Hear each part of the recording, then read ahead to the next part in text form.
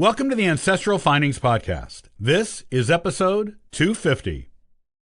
Did you know that old newspaper advertisements can tell you a wealth of information about what your ancestors' childhoods were probably like, or what they may have been like as parents?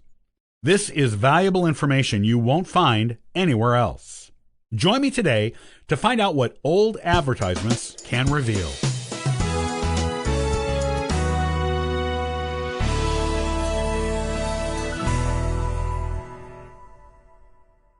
As genealogists, we love to collect all kinds of information about our ancestors. Any little scrap of information will do. It satisfies our need to know about the people who came before us, who helped contribute to us being us. It does not matter how insignificant the information may seem to others. To us, any little bit of knowledge is another piece in the puzzle that is a picture of our ancestors' lives. Some of the most interesting information about our ancestors, and some of the hardest to come by, is what their lives were like as children. Also, what they were like as parents to their own children is equally as interesting and equally as challenging to find, unless you happen to be lucky enough to know someone with first-hand knowledge who can tell you. The fact is, children and the raising of children usually left behind very few records, as it was all considered common sense and matters of the family and not news. There might be a legal record if something extraordinary occurred, such as adoption or outrageous abuse.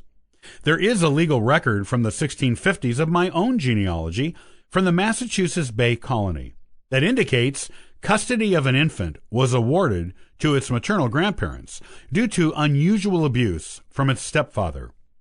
In a time when harsh discipline of children was the norm and expected, the abuse the infant suffered at the hands of its stepfather had to be truly unusual for the Puritan government to give the baby to its grandparents for its own safety.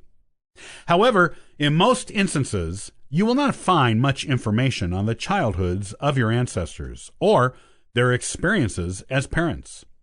You can, however, locate information that will tell you how their lives were probably lived as children or as parents. Where is this information? It is in old newspaper advertisements. If you can find old newspapers from the time and place where your ancestor was a child, or when he or she was a parent, you can derive a lot of probable information about how they lived their lives based on those advertisements.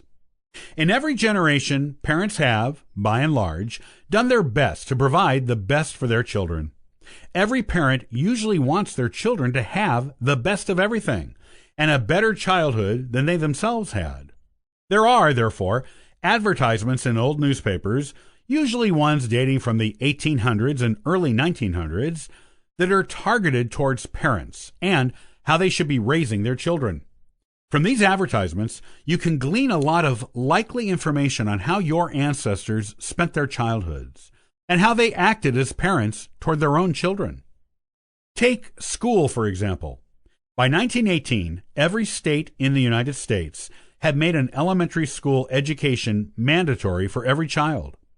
If a parent wanted to educate their children beyond the elementary school years that the government provided for free, they had to use tutors and private schools, sometimes even boarding schools.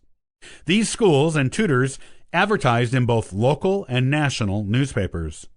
You can get an idea of what type of educational opportunities beyond elementary school that were available to your ancestors by looking at these advertisements.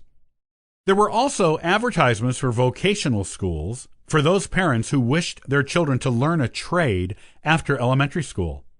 And those trade schools could cover a variety of interests. For example, there was once an international school of photoplay training in Portland, Oregon, that taught acting. This was at a time when movies were a new technology and people were attracted by the high salaries early stars like Mary Pickford and Charlie Chaplin commanded. There were also ads for children's clothing.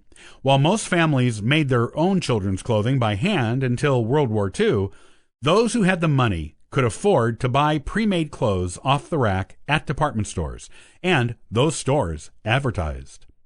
What parent wouldn't want their child to wear the best clothing money could buy? And what parent wouldn't save up to afford at least one good piece for their child? At a time when just $2 or $3 was considered a lot of money, you can learn a lot about children's fashions and how much your ancestors might have paid for store-bought clothing, or how likely your ancestor was, as a child, to have it. Of course, the health of children was always and continues to be a primary concern for parents. If you want to know what types of medicine your ancestors were given, or gave their own children, for various ailments, or what health-giving tonics they were given to keep them well, look no farther than the local newspaper advertisements of their times. You may find some truly horrifying things being advertised for children, such as cocaine syrup to ease a cough, or laudanum to help babies sleep, so the parents could too. You might also find some amusing things, such as magnetic wave treatments in the early 1900s to help short children get taller. You might even find advertisements for children's toys. Manufactured children's toys weren't really a thing until the Industrial Revolution of the mid-1800s, and only the very rich could afford them until the mid-1900s. But those advertisements are interesting to look at. Maybe your non-wealthy ancestors saved up just to get their children one special manufactured toy for a birthday, Christmas, or other holiday.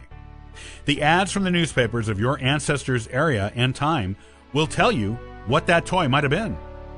As you can see, old newspaper advertisements can tell us much about the mysterious childhoods of our ancestors, or what they were like as parents. Have a look around and be amazed at what you discover in them.